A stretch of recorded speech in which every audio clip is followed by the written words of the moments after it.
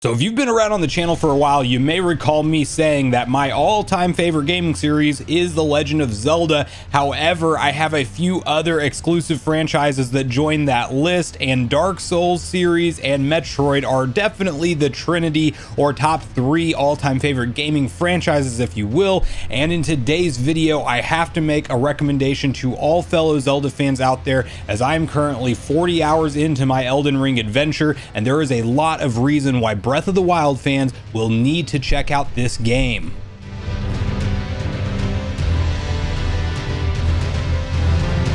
What's up, nation? If it's your first time on the channel, make sure you join Sunbro Nation by subscribing below, hit the like button on this video if you enjoy it today, and make sure you turn on your bell notification icon so you're kept up to date with all the newest gaming news. Now, as you know, guys, I primarily cover Nintendo Switch here on the channel and in turn Switch games, and while Dark Souls Remastered is on the Switch, you may be seeing this video and saying, well, if I'm a Zelda Breath of the Wild fan and a Switch is all I have, how am I going to enjoy Elden Ring? And that is a fair point to open up this discussion, as clearly you would need something like a PS4, Xbox One, Xbox Series X or S, or even a PS5 to enjoy Elden Ring, or PC out there as well. So there's a lot of different platforms to play this game on. It's one of the reasons I want to see a more powerful revision for Nintendo, or just the Switch 2 to come out eventually so we can run games like Elden Ring, whether it be in handheld or in docked mode. But it is something that I think maybe over the course of time we could see this game make it to the Switch in a next gen scenario, or if these recent Nvidia leaks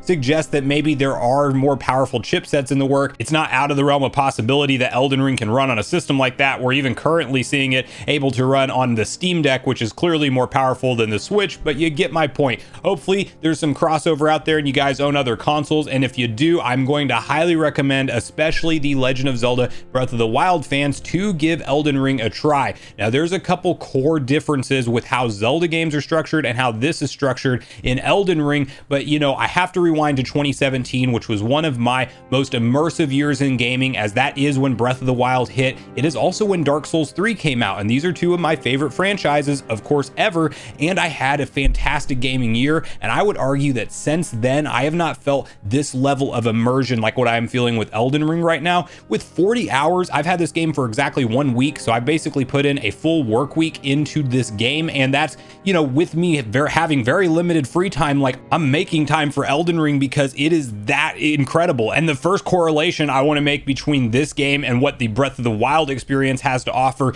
is the giant open world map and a true open world formula and layout. While there are a couple mandatory things here and there that you have to do to progress the main story, all in all, these games essentially drop you in their world, and it is entirely up to you on which direction you would like to go, which enemies you want to go conquer. You will come across giant bosses in the fields, just like we have those huge health bar bosses pop up in Breath of the Wild. That happens here all the time in the world of Elden Ring. You have things like a steed or horseback combat, very reminiscent of what is experienced in Breath of the Wild. Numerous weapons and styles of play that you can choose to go all along the way, and it's really up to you how you want to experience this grand adventure. And while you can say that Zelda is probably a lot more story heavy than something like Elden Ring delivers the story in a very different, subtle way, where you do have those occasional boss cutscenes where they're talking about the grander picture of what's going on,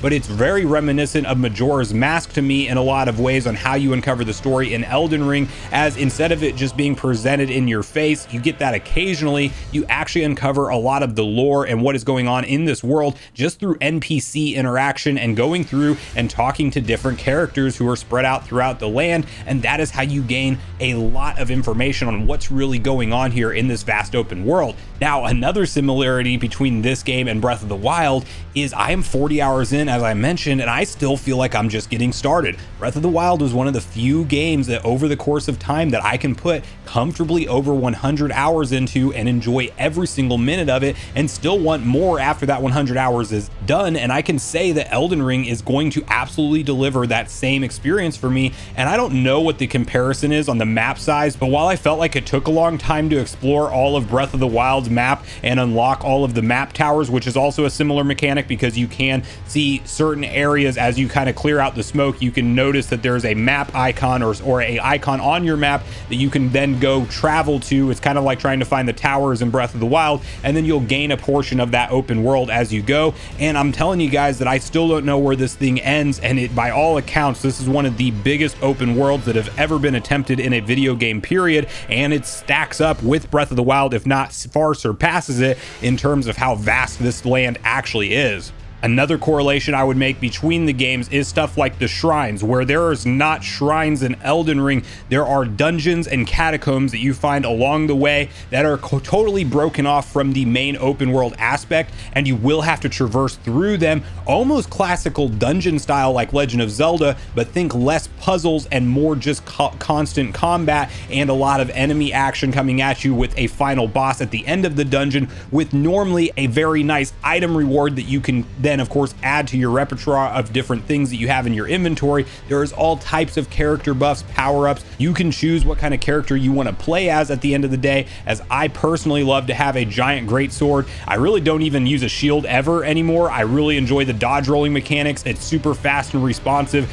and I feel like just being a powerhouse tank with a decent amount of health but also having a huge sword to back me up is what I like to conquer these Souls style games with. Now, one conversation we do have to tackle, because this is a big differential point for between a Breath of the Wild experience and a Elden Ring experience, is the difficulty. And I'm here to say that this is the one thing that may turn off a lot of Zelda fans that may enjoy this game initially, then realize that it is indeed ridiculously challenging. And I would compare it a little bit to Metroid Dread if you guys did play that, as you know, they actually added in an easy mode and Dread mode now into that game with a update. But I will tell you guys that this does not have difficulty settings, although there are ways to make the game significantly easier, and we will briefly touch on those in a moment. But the game is hard, and that's the reality of it. That said, if you compare it to other Souls-like games that have come out over the course of time and just the rest of the Souls franchise as a whole, this is definitely the most accessible Souls game, for the simple reason that if you get stuck in a particular boss fight, you don't have to fight that boss yet. You can go explore and make your character more powerful in a number of different ways and just pick a completely different path to go down, and you may come back to that boss 20 levels later once you've really sunk some experience into your character,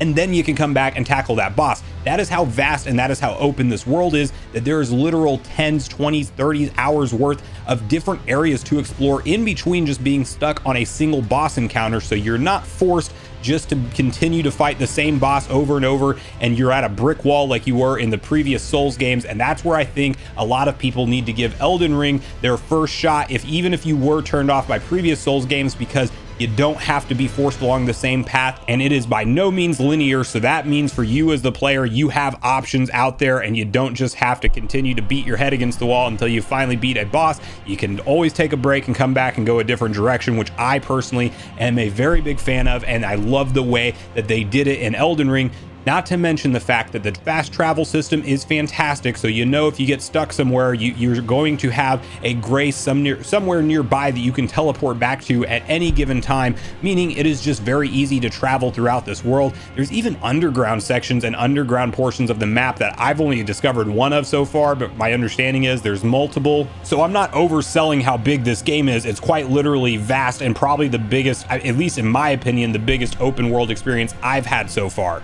Then to briefly talk about the different styles of play in this game, unlike Zelda, you can actually create entirely different themed characters, meaning you can have a sorcerer where magic is your entire offensive game plan. You can do miracles and faith spells and things like that. All types of different styles of play are available here. Even leveling up a bow and choosing an archery path is totally doable in the style game, so you really do get a ton of freedom in how you actually want to conquer the enemies. And if you're not somebody like me that wants to have the two-handed sword and just roll into crazy combat scenarios, you are more than welcome to check out the mage path, and by all accounts it does make the game a lot easier. So if you're struggling in the beginning portions, you may consider looking at a mage build and seeing if you really enjoy it, because it is a super deep part of the game as well, and you get some high level spells later on that not only look incredible but do ridiculous damage. There's even elemental swords out there that are, you know, by all accounts somewhat overpowered, or at least they seem that way, because you can throw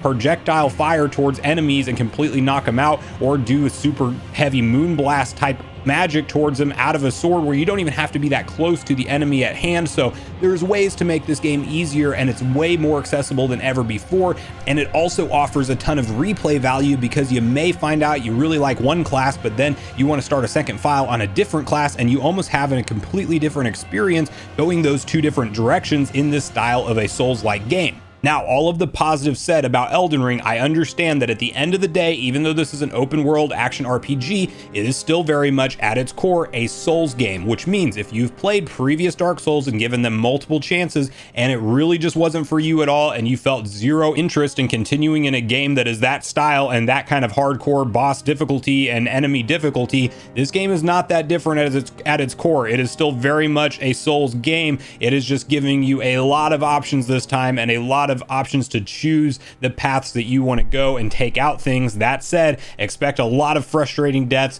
expect a lot of brick wall bosses that are very hard to get past. Although you don't have to get past them right then and there, you're still going to have to get past them at some point, especially if you want to truly complete the game. But I will absolutely say that the challenge is real, but the experience that goes along with it far outweighs the frustration of dying in a terrible spot and losing your experience, which of course they give you the option to get your runes back, which are essentially souls in this game, but it's how you level up your character. You get one shot if you die to get back to where you were to pick up your lost runes, and if you die on the way back, that's whenever you lose your progress up to that point. But that's only the souls or the runes rather, that you haven't spent, so it's not incredibly punishing. There's even new spawn points that spawn you back closer than even what a grace is in this game, which are essentially the replacement for bonfires. But there's these stakes that are actually out and about in the field, and if you stumble up on a giant field boss, From Software was nice this time around, and they know you're probably pretty far away from your last grace site, and they know they put a boss there to surprise you. Well, you probably have the option, if you die, to respawn at a stake that is right nearby that boss, and so all of the repetitive travel that comes to getting back to where you were is greatly cut down in this experience. Another thing I think Elden Ring does a fantastic job at delivering is a constant sense of progression, as you can even go through each item you're wearing in armor. You're going to find more powerful armor along the way, hence better defense stats. Even though the enemies get tougher, so do you. And your sword level up mechanics, or any weapon that you're using, you have the ability to level up and make more powerful as you go. And you really have to have that strategy element of, before I go tackle this next section that I know is going to be pretty ridiculous, let me spend some time hunting for smithing stones, so that way I can level up my weapon before I go in there, because the damage scales based off what your sword is leveled up to, in addition to your health flasks and everything in the game. There's even talismans that you find along the way that can actually aid in performance and your overall stat increase and make you a lot stronger of a character. So there are options, even if you feel very underpowered at the beginning of the game, to get some fantastic items and some equipment to better prepare your player to go into this crazy challenging world of Elden Ring. But all of that said, guys, I know that this game's not going to be for everybody at the end of the day, but I will talk as somebody who's been an entirely hardcore Zelda fan my entire life through and through. There is a lot of crossover for me personally in the immersion and the experience I get for a Legend of Zelda game into this same world of Elden Ring. And I would just recommend you guys that if you do have the consoles or the means to play this right now, to maybe give it a shot, because it is an adventure that once you get past that initial learning curve and you get used to the mechanics of the game, you will not regret the 100+ hours that you will most likely put into this giant, vast open world. But at this point in the video, guys, I want to hear from you personally on if you've ever experienced a Souls-like game before, or a Dark Souls game period, maybe the Dark Souls remastered on the Switch. Do you own any other consoles, and do you intend to give Elden Ring a try? Because it's definitely the biggest launch in the franchise history. And what are your thoughts on the correlations between this game and the open world experience that we see from something like a Zelda Breath of the Wild? And do you think I'm crazy and there is no correlation and crossover, or are you kind of like me and you think that there's a lot of that same enjoyment to be experienced in a title like Elden Ring? So regardless of where you fall on all of my opinions, I do want to hear from you guys at this point, as I do look forward to getting a back and forth conversation started with you all in the comments down below around this topic. Make sure you check out yesterday's video if you haven't already, where we discuss 5 different Wii U games that still need to be ported to the Nintendo Switch console, and the likelihood of whether or not we will see them before the Switch ultimately ends its life cycle. Also, make sure you like, subscribe, turn on your notification bell, and I will see you guys in the next video.